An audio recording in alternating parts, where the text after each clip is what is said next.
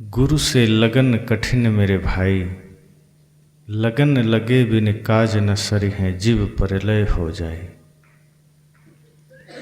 साहब कहते हैं गुरु से जब लगन लगाने की बात आती है तो आदमी कहता है तो बड़ा कठिन है। दुनिया का हर काम आदमी सरल बना दिया है। बाहर की सारी यात्राएं सरल मालूम पड़ती है, बाहर के सारे काम सरल मालूम पड़ते हैं, लेकिन धर्म से लगन, गुरु से लगन, संत से लगन बड़ा कठिन मालूम पड़ता है।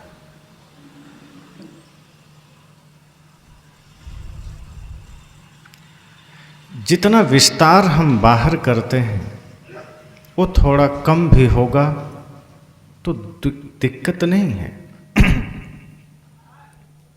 लेकिन अगर हमने जीवन रहते, श्वास रहते गुरु से लगन नहीं लगाया तो जीवन की यात्रा हमारी बोझिल हो जाएगी। मैंने प्रथम सत्र में कहा था, संतों जागत नींद न कीजिए। अगर जागते हुए हम नींद कर रहे हैं तो गुरु का ख्याल भी नहीं आएगा। बहुत लोगों को तो ये पता ही नहीं होता कि गुरु की आवश्यकता भी है। लोग सोचते हैं गुरु की आवश्यकता ही क्या है, क्या जरूरत है धर्म, क्या जरूरत है सत्संग। हम जो कर रहे हैं, जो जी रहे हैं, ये पर्याप्त है और यही हमारे लिए सब कुछ है। किसी को प्यास लगी हो तो पानी दिया जा सकता है।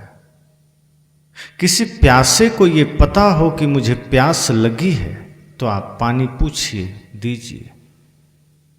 किसी को ये पता भी ना हो कि हमें प्यास लगी है तो आप पानी कैसे दे देंगे। सत्य के प्रति, धर्म के प्रति, गुरु के प्रति हमारी जिज्ञासा, हमारी प्यास है, इसका हमें पता भी नहीं, क्योंकि मन हमें इधर आने ही नहीं देता। नित्य नए सपने मन बुनता है, नित्य नए ख्याल मन हमारे सामने लाता है, और माया इतने विविध रूपों में हमारे सामने आ जाती है कि मन उसी में घुलता मिलता चला जाता है और हमें गुरु का ध्यान भी नहीं आता, सत्संग का ध्यान भी नहीं आता। साहब ने कहा गुरु से लगन कठिन मेरे भाई। संसार से लगन कठिन नहीं है। किसी सामान्य आदमी से लगन लगाना हो वो हमें सरल लगता है, किसी न किसी प्रकार हम लगा लेते हैं।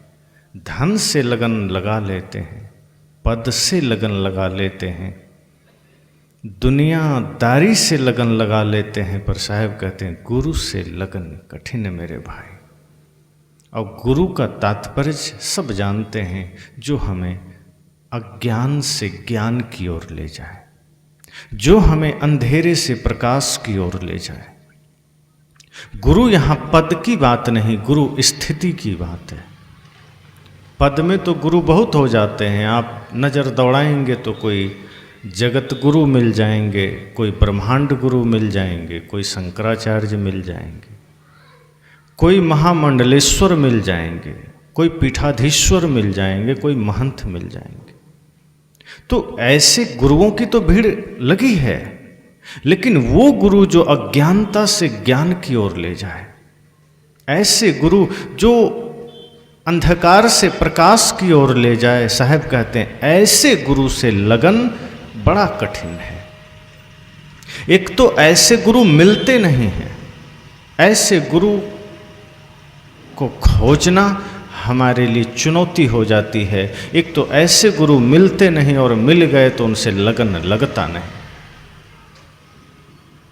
जो सच्चे गुरु होते हैं वो हमारी मान्यताओं पर लेप नहीं लगाते, वो यथार्थ कहेंगे जो हमारे लिए उपयोगी है, जो हमारे लिए जरूरी है।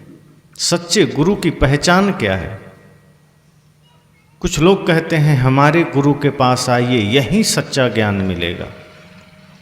कुछ कहते हैं हमारे यहाँ मूल ज्ञान मिलेगा।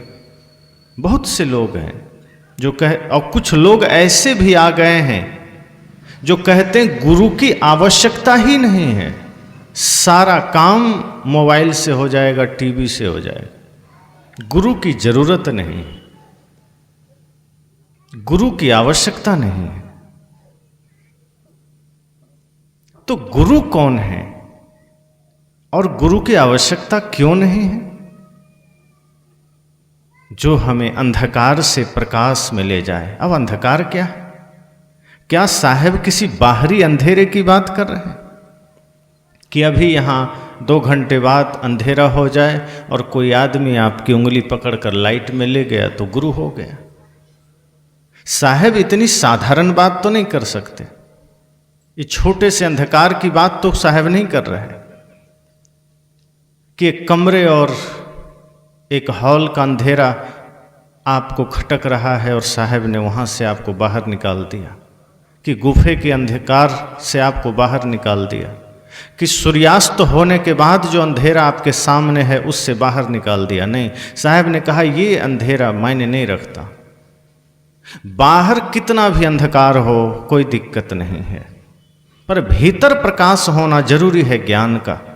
और अंधकार से तात्पर्य साहब का इतना ही है कि जहां आप प्रपंच में जी रहे हैं, जहां आप बेचैनी में जी रहे हैं, जहां आप घृणा दुख में जी रहे हैं, अवसाद में जी रहे हैं, जहां आप पाखंड में जी रहे हैं, अंध मान्यताओं में जी रहे हैं, वो अंधकार है। और गुरु हमारी बाहें पकड़कर, उंगली पकड़कर प्रकाश की ओर ले जाते हैं, जहां सत्य है, जहां प्रेम है, जहां न्याय है, जहां सेवा है, जहां समर्पण है। तो जो गुरु हमें उंगली पकड़कर हमारी अंध मान्यताओं से, पाखंड से, अंधश्रद्धा से, नफरत से उठा करके हमें ज्ञान की ओर ले चले, ऐसे जगह, ऐसे अंधकार जहां हमारा मन पीड़ित है, जहां हम निरंतर दुख की अनुभूति कर रहे हैं, गुरु हमें वहां से उठाकर ऐसी जगह ले जाएं जहां हम सुख की अनुभूति कर सकें, जहां बाहर मायने नहीं रखता कि हमारे पास क्या है क्या नहीं। अगर हम झोपड़ी में भी हैं और गुरु कृपा से हमें वहां आनंद बरस रहा है तो वो किसी भवन से कम नहीं। तो गुरु हमें वो रास्ता देते हैं, गुरु हमें वो उपाय देते हैं कि झोपड़ी में भी हमें आनंद मिल सके। और जब हम गुरु से विमुख होते हैं तो सोने की लंका में भी रावण पीड़ित है, दुख में है, अवसाद में है, फिर वो है तो सोने की लंका में। समृद्धि की कोई कमी नहीं, धन की कोई कमी नहीं है, शक्ति की कोई कमी नहीं है, लेकिन भक्ति की कमी है, प्रकाश की कमी है, शब्दों का ज्ञाता भी है लेकिन सत्य नहीं है पास में। तो गुरु हमें इस अवस्था में ले आते हैं जहां हम होते हैं वहां हम प्रकाशित होते हैं, जहां हम होते हैं वहां हम सारी अवसादों से मुक्त होते हैं। तो ऐसे गुरु जो हमें सत्य की राह पर ले चले, ऐसे गुरु जो हमें समस्त भ्रम से अलग कर दे। और सच्चा ज्ञान क्या है, सार ज्ञान क्या है? उत्तर प्रदेश में था, एक सज्जन ने पूछा कि आज बहुत से संत कहते हैं सार ज्ञान सिर्फ हमारे पंथ में मिलेगा, ये सार ज्ञान क्या है? मैंने कहा सदगुरु कबीर और अन्य महापुरुष जो हमारे जीवन के लिए इतनी यथार्थ बातें बताते हैं वो सार ज्ञान ही तो है। कहे नहीं, वो लोग कहते हैं कुछ अलग, कुछ शब्द है, कुछ अलग उन्होंने शब्द बना रखे हैं जो वो सबको नहीं बताते, जो उनसे दीक्षा लेते हैं धीरे से कान में बता देते हैं। मैंने कहा सदगुरु कबीर तो डंके की चोट पर पूरा सार ज्ञान दुनिया को दे रहे हैं। प्रेम में जियो, सत्य में जियो, लड़ाई मत करो, झगड़े मत करो, सेवा करो। क्या ये सार ज्ञान नहीं? सार का मतलब क्या होता है? जो सही है, जो सत्य है। साहब ने कहा सार सार को गही रहे देई असार बहाए, कि जो गंदा है, जो कचड़ा है उसको छोड़ दीजिए, जो सत्य है उसे स्वीकार लीजिए। तो जो ज्ञान हमें प्रेम के रास्ते पर ले जाए वही तो सार ज्ञान है, जो ज्ञान हमें सत्य के रास्ते पर ले जाए वही तो सार ज्ञान है। जो ज्ञान हमारे मन के भ्रम को मिटा दे, जो ज्ञान हमारे मन के अंधेरे को मिटा दे, जो ज्ञान हमारे समस्त विकारों को मिटा दे, वही तो सार ज्ञान है। दूसरा क्या है? ऐसा कोई सार ज्ञान जो छिपा के कान में कहना पड़े तो सार ज्ञान कैसे हो गया?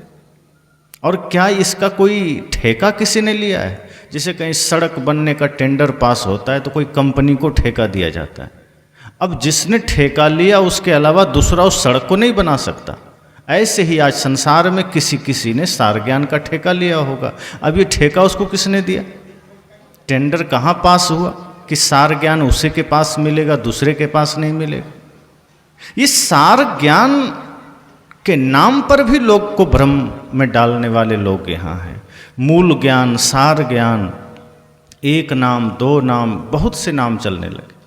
साहब ने कहा जो सत्य है, जो पवित्र है, जहाँ से आपके जीवन को ऊर्जा मिलती है, जहाँ से प्रेम, सत्य, अहिंसा की दिशा मिलती है, वही सत्य ज्ञान है, वही मूल ज्ञान है, वही सार तत्व है। तो ऐसे गुरु जो हमें ज्ञान की पथ पर ले जाएं, ऐसे गुरु जो हमें प्रेम के मार्ग पर ले जाएं, इनसे लगन कठिन है। जो गुरु हमें यथार्थ ज्ञान दे, ऐसे गुरु से लगन कठिन है। और जो ज्ञान सस्ता में हमारा काम कर दे तो हम तो वहाँ तुरंत चले जाएंगे। अभी कोई गुरु आकर यहाँ से कह दे बेलपत्र लीजिए और उसमें शहद लगा के शिवलिंग में चिपका दीजिए, बेटा पास हो जाएगा, आप दौड़ पड़ेंगे तुरंत कि वाह वाह गुरुजी मिल गए। 2 मिनट में यहाँ भीड़ लग जाएगी। लेकिन गुरु अगर कह रहे हैं कि नहीं, बिना मेहनत, बिना श्रम के आपको कुछ नहीं मिलेगा, यही ज्ञान गीता का है, यही ज्ञान मानस का है, यही ज्ञान उपनिषद और वेद का है, यही ज्ञान बुद्ध का, यही ज्ञान महावीर का है। बिना किए कुछ भी नहीं मिलेगा। कोई गुरु कह दे कि बस एक बार मेरा मंत्र का जाप कर लो, सारे पाप नष्ट हो जाएंगे, सारे पाप कट जाएंगे, तो आदमी वहाँ भीड़ लगा देता है कि गुरुजी मिल गए। कोई गुरु कह दे कि तुम्हें झूठ नहीं छोड़ना है, पाप नहीं छोड़ना है, छल नहीं छोड़ना है, नशा नहीं छोड़ना है, माता पिता का सम्मान भी नहीं करना है, भाई के साथ प्रेम भी नहीं करना है, तुम जितना ज़्यादा पतित हो सको हो जाओ, बस हमारी शरण में आ जाओ, तुम्हें स्वर्ग मिल जाएगा। आदमी भीड़ लगा देता कि यही चाहिए। साहब कहते हैं वो सच्चा गुरु नहीं। ऐसे भ्रम से मिटाने वाला सच्चा गुरु है जो आपको ऐसे पाखंड से हटा दे, ऐसे भ्रम आपके मन से मिटा दे। गुरु वो सत्य है जो यथार्थ रास्ता बताए, जिस रास्ते पर चलकर सच में आप मोक्ष को प्राप्त कर सकें। सच्चे गुरु वही हैं जो भटकाने वाले हैं। यदि बाहर किसी क्रिया कांड से, कर्म कांड से, क्रियाकलाप से सारे काम बन जाते तो ये सारे शास्त्र तो झूठे हैं। फिर राम जी को जंगल में जाके संतों के सानिध्य में भजन भक्ति नहीं करना पड़ता, फिर कृष्ण को गुरु के सानिध्य में नहीं जाना पड़ता, फिर बुद्ध को इतने साल तपस्या नहीं करनी पड़ती, फिर सदगुरु कबीर को मनसा वाचा कर्मणा इतनी पवित्रता धारण करना नहीं पड़ता। फिर तो ये लोग भी जैसा मन वैसा जीते, राक्षसों की भांति अंत में नाम का जाप करके स्वर्ग में चले जाते। फिर तो सारे शास्त्र झूठे हैं। गीता कहती है मन को निर्मल करो, फिर क्या जरूरत है मन को निर्मल करने की? रामायण में भी यही बात है कि निर्मल मन जन सो मोहि पावा। राम जी ने ये तो नहीं कहा कि जो मेरा नाम 1 लाख बार जप लेगा मैं उसको मिल जाऊंगा, ये तो राम जी नहीं कहते। शिव जी भी नहीं कहते कि जो मेरे शिवलिंग पर बेलपत्र चिपका देगा मैं उसको मिल जाऊंगा। वह कहते हैं जो दीन दुखियों पर दया करता है, जो लोगों में ही मुझे देखता है, मैं उससे मिलता हूँ। और राम जी भी कहते हैं जिसका मन निर्मल है मैं उससे मिलता हूँ, फिर उसको कहीं जाने की जरूरत नहीं। निर्मल मन जन सो मोहि पावा, मोहि कपट छल छिद्र न भावा। लेकिन आज के गुरु कहते नहीं, आप चाहे जितना कपट कर लो। एक गुरु तो ऐसे भी हैं जो कह रहे थे आप जीवन भर महापाप करिए, अंत में आपकी चिता में तुलसी का लकड़ी भर डाल दे तो आप स्वर्ग चले जाएंगे। अब आदमी सोचता है तो गुरु जी कह रहे हैं व्यास गद्दी में बैठ के, फिर ये झूठ थोड़े होगा। तो पाप करते रहना चाहिए, माता पिता का अनादर करते रहना चाहिए। लेकिन आप भी जानते हैं ये गलत है। एक चोर भी जानता है चोरी करना गलत है, जानता है।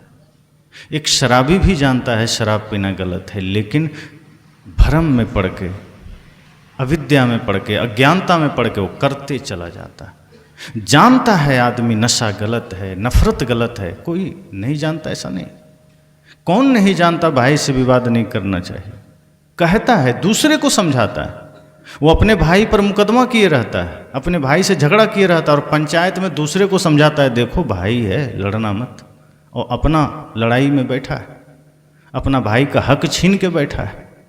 तो पर उपदेश कुशल बहु तेरे, हम दूसरे को समझाने चले जाते हैं, देखो पति पत्नी में विवाद मत करना, और अपनी पत्नी को रोज पिटाई करता है।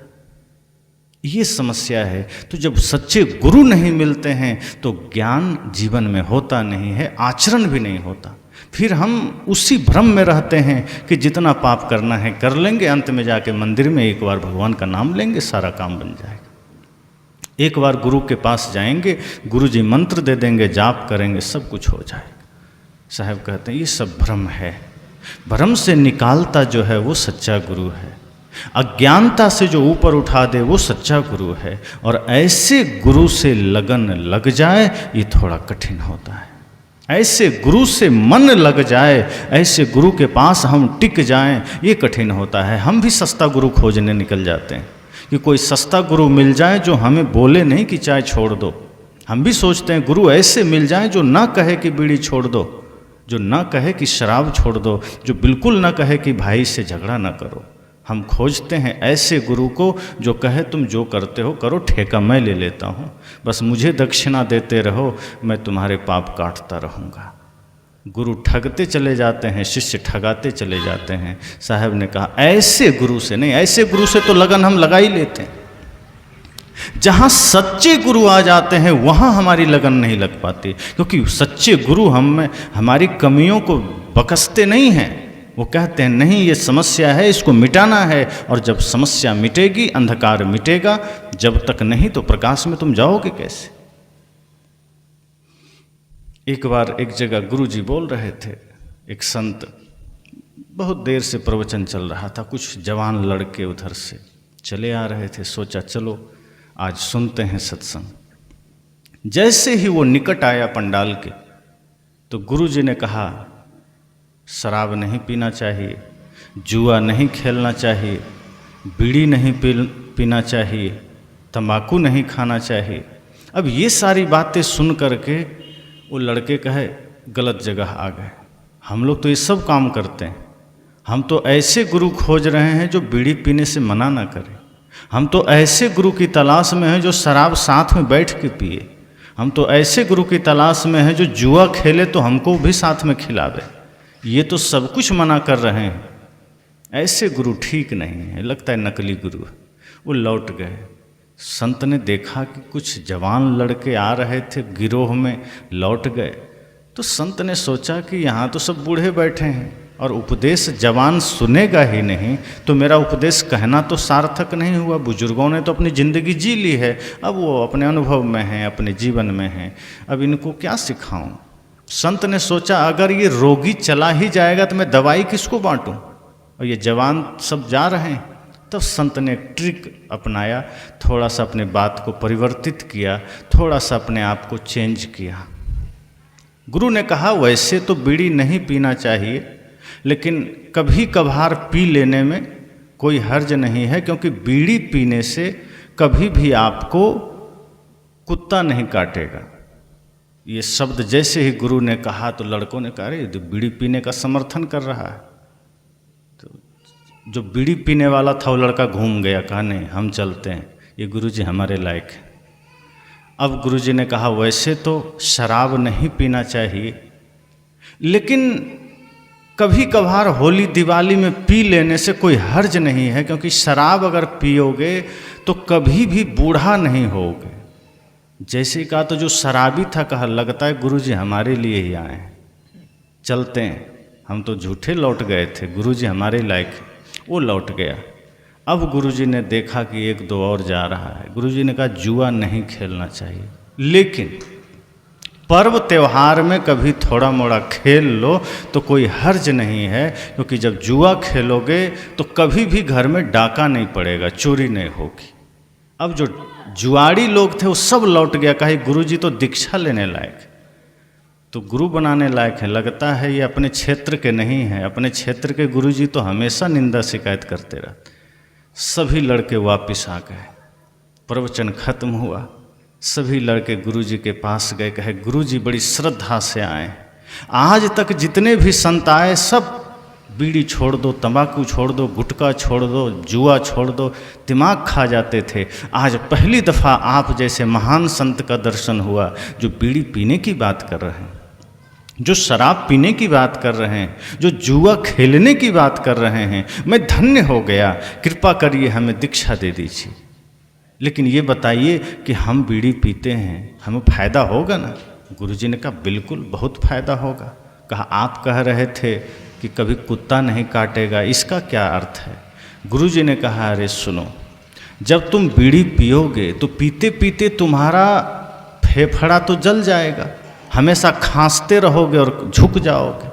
तो जब खांसोगे शरीर में ताकत नहीं रहेगी, झुक के चलोगे तो हाथ में लाठी लेके चलोगे। अब लाठी पास में रहेगा तो डर से कुत्ता आएगा पास में, तो कहाँ से काटेगा कुत्ता? अब वो तो जितना फूला था पचक गया, वो सोचा कुछ और था, गुरुजी ने साइड से उसको संभाल लिया। गुरुजी बड़े ज्ञानी थे, वो जानते थे सीधी बात इसको समझ में नहीं आएगी, अगर मैं सीधा कहूँगा तो ये उल्टा समझेगा। गुरुजी ने तरकीब निकाली कि कैसे इसके मस्तिष्क में हम ये बात पहुँचा दें। वो भी सोचा कि बात तो गुरुजी सही कह रहे हैं, हम बीड़ी पी रहे हैं, पैसा भी खर्च कर रहे हैं, गांजा पी रहे हैं, सिगरेट पी रहे हैं, पैसा भी खर्च कर रहे हैं, उसके गंदे धुएं, उसका जहर युक्त धुएं से मेरा फेफड़ा खराब हो जाएगा, हम चल नहीं पाएंगे, खांसते खांसते लाठी लेके चलेंगे, तो सच में ये जीव जंतु पास में क्यों आएंगे? और कुत्ता काटे ना काटे, हमें मौत तो पहले ही काट देगा। वो डर गया, कहा गुरुजी क्षमा करिए, लेकिन दीक्षा अब भी मैं लूँगा, क्योंकि अब मैं ज्ञान से समझ गया हूँ कि बीड़ी पीना ठीक नहीं है। तब तक जो 2-3 लड़के और थे वो भी समझ गए, लगता है गुरुजी अपने जाल में फंसा लिए, मामला कुछ और है। तब तक दूसरा लड़का आया, धीरे से कहा गुरुजी हम तो शराब पीते हैं, फ़ायदा होगा ना? गुरुजी ने कहा तुमको भी बहुत फ़ायदा है। कहा क्या? कहा तुम कभी बूढ़े नहीं होगे। कहा गुरुजी कैसे? कहा अरे तुम जब शराब पीते पीते जब तुम्हारा दोनों किडनी फेल हो जाएगा तो जवाने में तुम वृंदावन बिहारी लाल की जय बोल जाएगा, तो बूढ़ा होने की जरूरत कहाँ पड़ेगी? जवाने में तुम्हारा राम नाम सत्य हो जाएगा। उस लड़के का दिमाग सनक गया, ऐसा लगा जैसे कोई बिजली गिर पड़ी। कम उम्र है, जवानी है, शराब में डूबा हुआ हूँ, ये तो सोचा ही नहीं कि मेरी दोनों किडनी फेल हो जाएगी, ये शरीर रूपी साधन ही नष्ट हो जाएगा। जो साधन मिला है साधना के लिए, जो शरीर मिला है देवत्व के काम के लिए, भक्ति के काम के लिए, प्रेम के काम के लिए, सत्य के लिए, उस शरीर को मैं नरक में लगा रखा। जो शरीर हमें प्रकृति ने दिया है धर्मार्थ के लिए, उसे मैं स्वार्थ में और पापाचार में लगा रखा।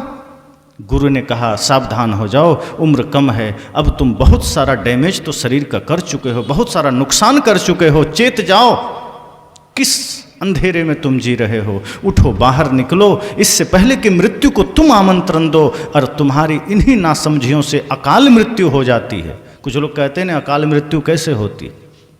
मृत्यु तय है, सांसें गिनती की मिली है, तय है, लेकिन हम अपने मूर्खतावश, अपनी नासमझीवश, अपने गलत कर्मों से हम मृत्यु को पहले ही बुला लेते हैं, क्योंकि शरीर को हम इतना ज़्यादा बिगाड़ देते हैं कि शरीर में जीव रहने लायक बचता ही नहीं है। जैसे किसी घर को आप डैमेज कर दें, उसके पाया हिला दें, उसके छत को डैमेज कर दें, आपको ही डर लगेगा रहने में, फिर आप निकल के बाहर हो जाएंगे। जब हम इस शरीर को पूरा बर्बाद कर देते हैं खान पान के द्वारा, नशा के द्वारा, दुर्व्यसन के द्वारा, पाप कर्म के द्वारा, फिर जीव इस शरीर में रहने लायक नहीं बचता और अपने कर्म संस्कार पूरा होने से पहले विदा हो जाता है। उस लड़के ने भी सिर झुकाया, गुरुजी समझ गए, दीक्षा दे दीजिए, जो बीत गया वो तो हम लौटा नहीं सकते, पर आज हम प्रण लेते हैं आपके चरणों में कि अब नशा को, दुर्व्यसन को हम हाथ भी नहीं लगाएंगे। अब ये गुरु ज्ञान का नशा ही मेरे जीवन का आधार है। अब ये बाहरी नशा से हम मुक्त हो रहे हैं, अब ये बाहरी दुर्व्यसन से हम मुक्त हो रहे हैं। हे प्रभु, हे गुरुदेव, अब आपकी ही भक्ति का नशा मुझ पर छा गया है और कोई नशा नहीं चाहिए। तब तक जो जुआ खेलने वाला था वो लोग का तो जो खुशी से आया था, जो लगता था जैसे कि कहीं से युद्ध जीत कर आया है, चेहरे पर मुस्कान थी, वो एकदम उदासी छा गई। वो समझ गया कि अब गुरुजी ने फंसा तो हमको भी लिया है, अब देखते हैं क्या होगा। उसने कहा, गुरुजी हम लोग जुआ खेलते हैं, हमको कितना फ़ायदा होगा? कहा, तुमको तो बहुत फ़ायदा होगा और तत्काल फ़ायदा होगा। का मतलब आप कहे थे कि तुम्हारे घर में चोरी नहीं होगी, डाका नहीं डलेगा, इसका क्या अर्थ है? गुरुजी ने कहा, अरे नादान, तुम जुआ में जब सब कुछ हार ही जाओगे, घर का सारा सामान, धन, रुपया, पैसा, सोना, चांदी, तो घर में तुम्हारे चोर आकर के गीता पाठ करेगा। जब कुछ बचेगा ही नहीं तो चोर आएगा तुम्हारे घर में क्यों? जब जुआ खेलते खेलते सब तुम दांव पर लगा दोगे और देखते नहीं हो। धर्मराज युधिष्ठिर ने क्या किया था? धर्मराज था, धर्मराज की पदवी मिली थी। अर्जुन धनुर्धर, भीम जैसे गदाधारी, नकुल सहदेव जैसे तेजस्वी बुद्धि वाले, लेकिन जब जुए की लत लग गई युधिष्ठिर को तो धर्मराज युधिष्ठिर जैसे व्यक्ति भी पतित हो जाता है। और धन तो लगाया ही लगाया, आभूषण तो लगाए ही लगाए, राजपाट तो लगाए ही लगाए, अपने भाइयों को भी दांव पर लगा दिया और फिर भी मन नहीं भरा तो पत्नी को दांव पर लगा दिया। इतिहास का सबसे भयंकर मंजर, क्या हाल हुआ। इसलिए जब तुम सब कुछ हार जाओगे, जब तुम्हारा सब कुछ चला जाएगा तो चोर आएगा ही क्यों? किस लिए आएगा? उसको भी समझ में आ गया। गुरुजी ने कहा, तुम भी चेत जाओ, समय बहुत कम है, तुमने पहले ही बहुत सारा नुकसान कर लिया है। अर्थ का तो नुकसान तुमने किया ही है, तुमने मर्यादा भी गंवा दी है, तुमने धर्म का भी नाश किया है। एक बार धन चला जाए तो ज़्यादा चिंता नहीं है, लेकिन धर्म चला गया तो समझना सब कुछ चला गया। चरित्र चला गया, धर्म चला गया तो समझना अब कुछ बचा ही नहीं। इसलिए थोड़ा सा सुधार कर लो, जो समय मिला है संभल जाओ, सचेत हो जाओ, जागृत हो जाओ। अपने मन मस्तिष्क में थोड़ा सा सोचो कि ये जीवन किस लिए मिला है और कहाँ किन प्रपंचों में बिता रहे हो। हमारा 24 घंटा किन प्रपंचों में बीतता है।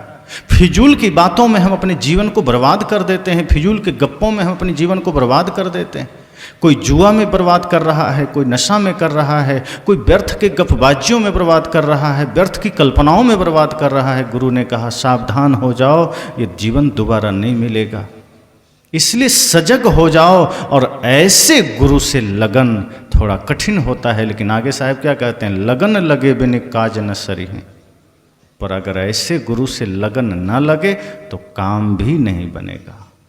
क्योंकि अगर सच्चे गुरु से हमने लगन नहीं लगाया, सच्चे गुरु का सानिध्य नहीं मिला तो काम बनेगा भी नहीं, फिर जीवन का सारा काम बिगड़ जाएगा। धन थोड़ा कम कमा लेंगे, ज़्यादा हानि नहीं है, रोटी तो उतनी ही खानी है। कोई आदमी 4 रोटी खाता है, गरीब आदमी है, और कोई अमीर आदमी हो, कितना खाएगा? वो सोचेगा कि मैं बहुत पैसा कमाता हूँ तो मैं 10 खा लूँ, और ज़्यादा पैसा कमाने वाला सोचेगा मैं गरीब से कम हूँ क्या, वो 4 खा रहा है मैं 40 खाऊंगा। होगा?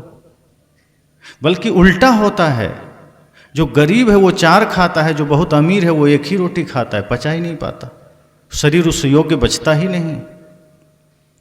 कोई गरीब है वो 1 जोड़ी चप्पल रखा है, अमीर क्या करेगा, खरीद लेता है 10-20 जोड़ी, लेकिन एक साथ पहनता कितना है, 1 ही जोड़ी पहनता है ना। अमीर है सोच करके 5-6 जोड़ी बांध के चले तो लोग पागल भी तो कहेगा कि हम अमीर हैं, चलो 2 जोड़ी इधर 2 जोड़ी इधर से रस्सी से बांध लें, लटका के चलते रहें, तो पागल के सिवा कुछ कहा जाएगा। कमरे 10 ठो बनवा लें, 50 कमरे बनवा लें, 1000 कमरे बनवा लें, गरीब अगर 1 कमरे में सो रहा है तो अमीर भी 1 कमरे में सोएगा, 1 बेड में सोएगा। गाड़ी 5 ले ले, चलेगा 1 ही गाड़ी में। जब आप देखेंगे तो बाहर विस्तार चाहे जितना हो जाए, काम चल जाता है, साहब ने कहा अगर बाहर कुछ कमी रह जाए तो चिंता मत करिए, अगर आपको सिर्फ खाने भर का भी है तो ज़्यादा चिंता मत करिए, क्योंकि वो बहुत स्थिर नहीं है। वो आज है, वो प्राण निकलेगा, वो वहीं स्वाहा हो जाएगा। लेकिन यदि आपने भीतर का साम्राज्य आपका कमज़ोर हो गया, अगर आपका भीतर का जीवन कमज़ोर हो गया, तो समझना आपने जन्म जन्म की पूंजी गंवा दी है, फिर आपने जन्म जन्म का धन खो दिया है। और ये धन प्रेम का धन है, सत्य का धन है, उसे मत खो दीजिए। बाहर थोड़ा कम हो जाए चिंता नहीं है, बाहर थोड़ा कपड़े कम दाम के हों कोई बात नहीं, लेकिन भीतर आपका मन वेदाग होना चाहिए, भीतर आपका विचार पवित्र होना चाहिए, भीतर आपका आचरण, आपका चरित्र दिव्य होना चाहिए। अगर उसमें कमी आ गई तो समझना आपने सब खो दिया। इसलिए साहब ने कहा कि गुरु से लगन जरूरी है, कठिन भी है और जरूरी भी है, क्योंकि उसके बिना काम नहीं बनेगा। बाहर कुछ कम हो जाए तो काम चल जाएगा। और साहब ये भी नहीं कहते कि बहुत ज़्यादा आपके पास धन है तो बर्बाद कर दो, कि कोशिश मत करो, कमाओ मत, कि बढ़िया कपड़े मत पहनिए।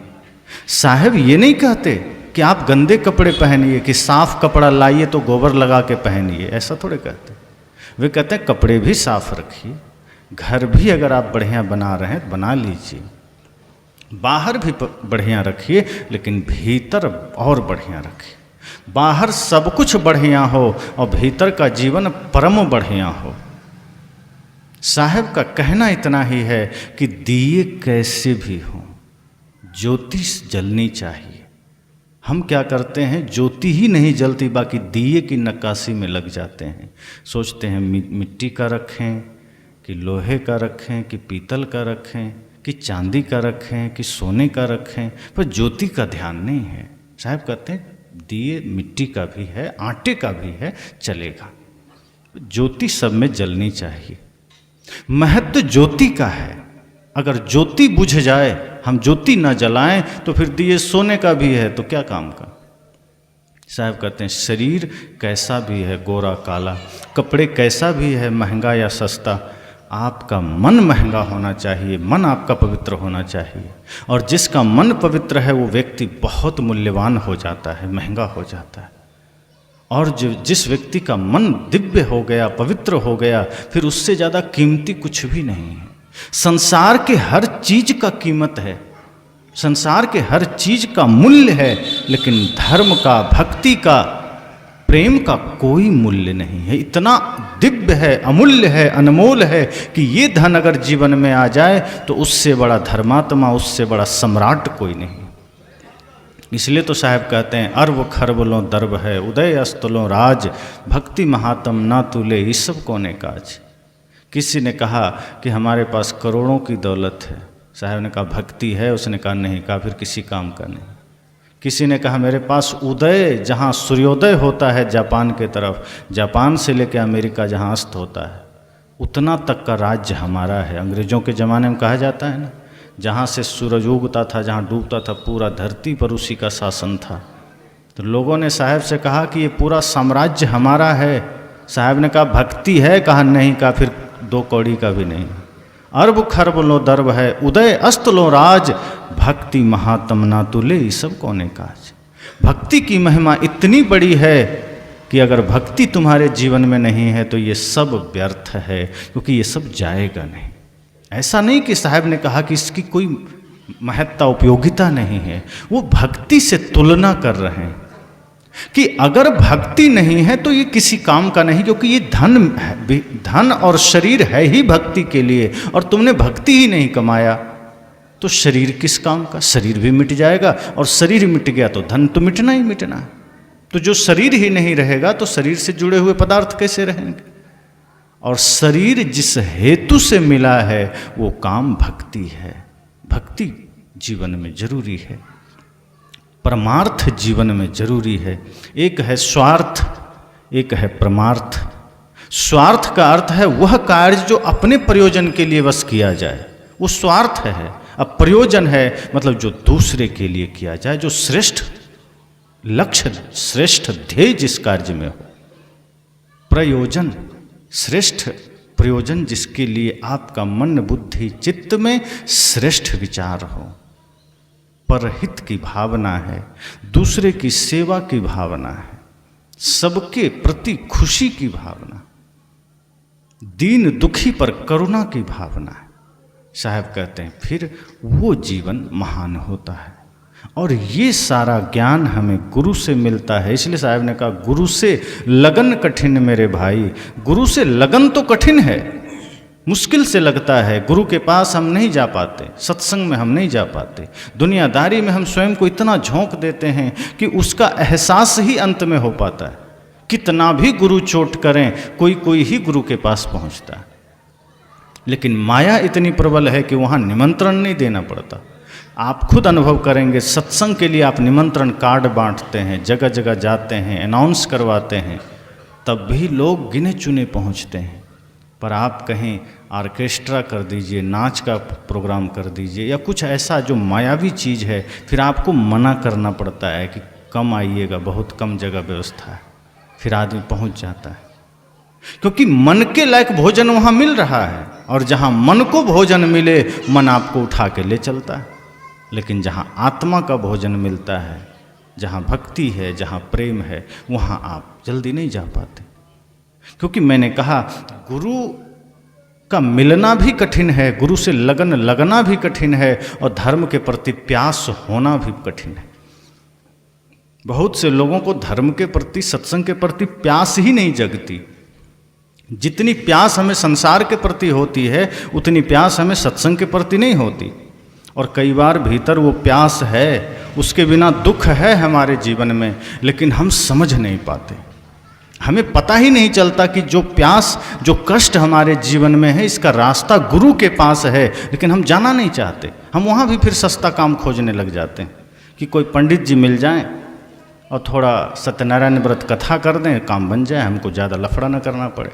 मंदिर बनवा दिए, किसी पुजारी को 200-500 रुपये दे दिए, जाओ भाई मेरे नाम से पूजा कर देना, सोचते आदमी काम बन जाए। हर जगह ये भाव आ गया कि हम अपना धन के पीछे पड़े रहें, पूजा भी नौकर जाके कर दे। तो इस भांति जब हमारा मन मस्तिष्क हो जाता है तो जीवन से दुख मिटता नहीं है और बढ़ता चला जाता है।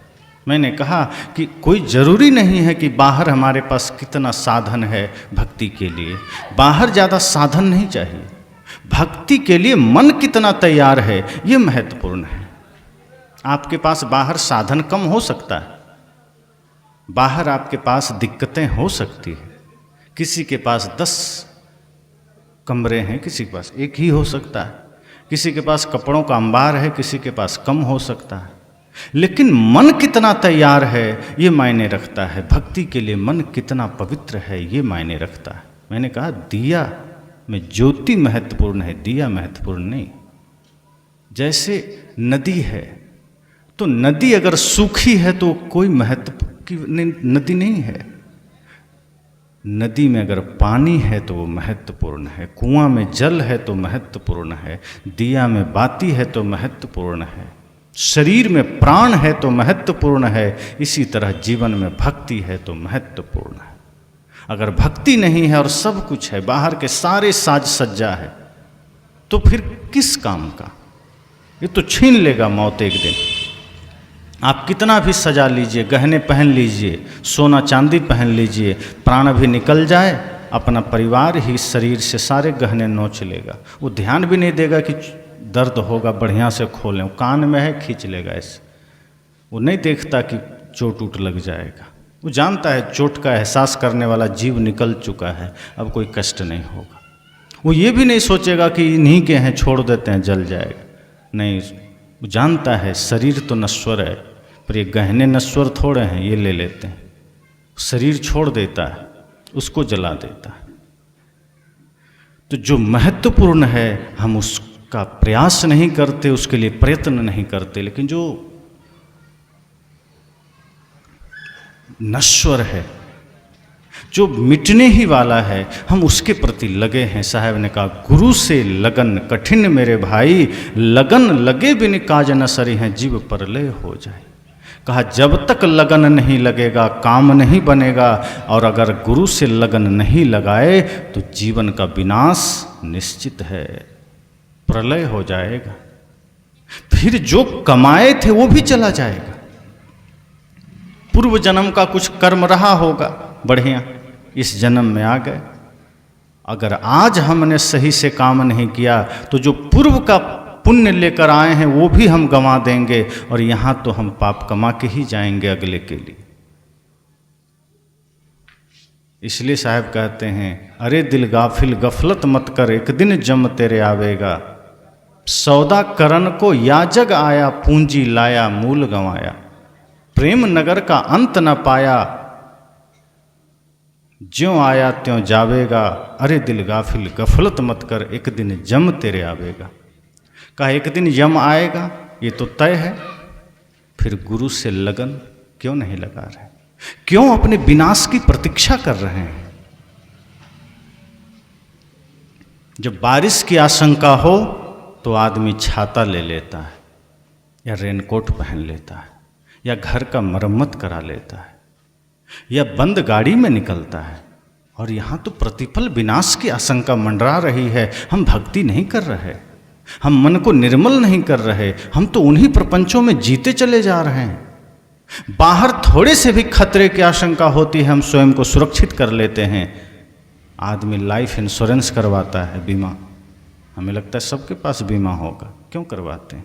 पता नहीं कब क्या हो जाए, एक्सीडेंट हो जाए कि मृत्यु आ जाए। हमें नहीं, कम से कम बच्चों को तो मिले जीवन को सुरक्षित। जीवन सुरक्षित नहीं होता, आपके वजह से किसी को धन मिल जाता है।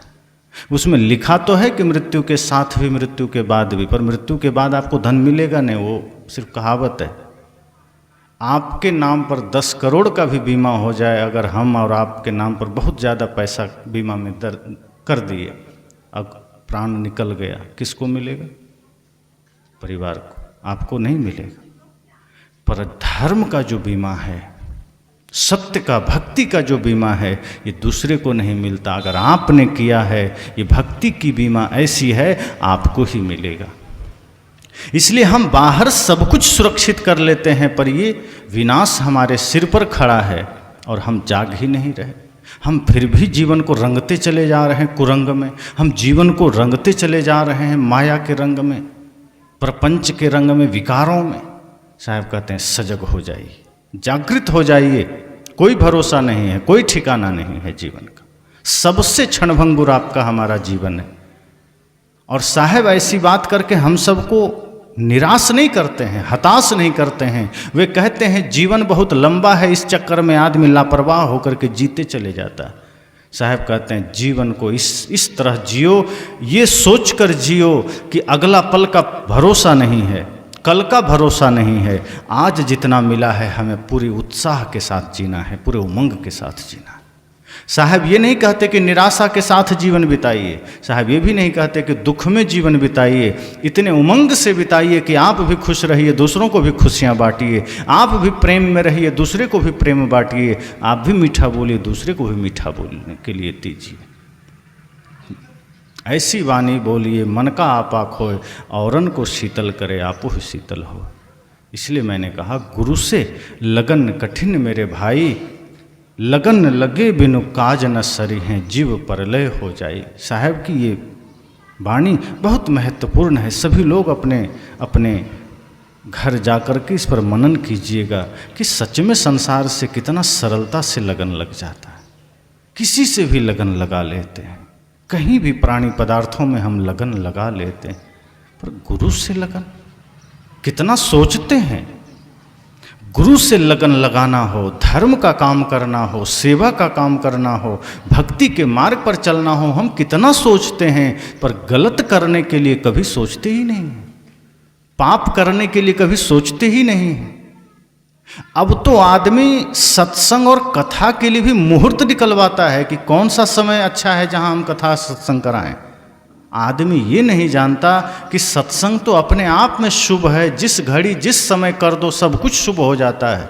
लेकिन सत्संग के लिए मुहूर्त है, और जब मुहूर्त नहीं बैठा तो सत्संग कराता ही नहीं। लेकिन वही आदमी शराब पीने जाता है, कोई मुहूर्त देखता है कि मुहूर्त कब है शराब पीने का? बिना मुहूर्त के शराब पी लेता है। वही आदमी हिंसा करने जा रहा है, मुहूर्त देखता है कि पंडित जी थोड़ा पतरा निकालिए, देख दीजिए एक आदमी को मारना है, कौन सा मुहूर्त है? नहीं देखता। चोरी करने का कोई मुहूर्त नहीं देखता, नशा करने का कोई मुहूर्त नहीं देखता, भाई से झगड़ा करने का कोई मुहूर्त नहीं देखता। दुनिया का सारा पाप आदमी बिना मुहूर्त के करता है और सफल हो जाता है।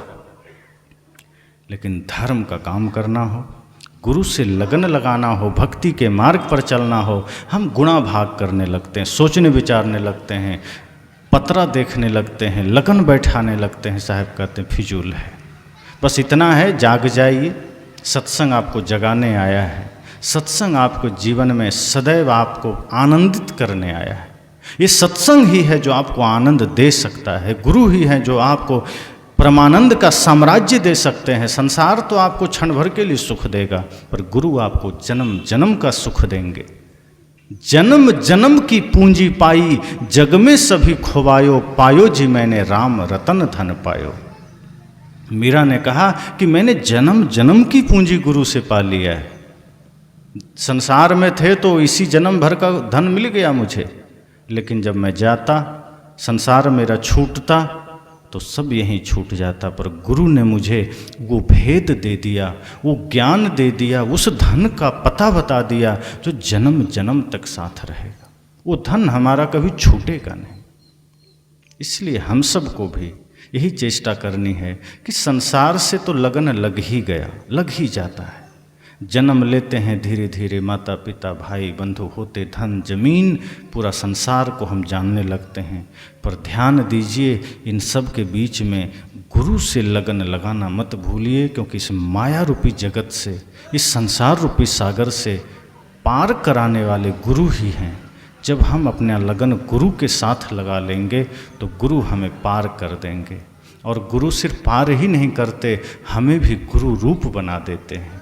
इसलिए ऐसे गुरु के सानिध्य, ऐसे गुरु से लगन बहुत जरूरी है। इसी मंगल कामना के साथ अभिवाणी को विराम देता हूँ।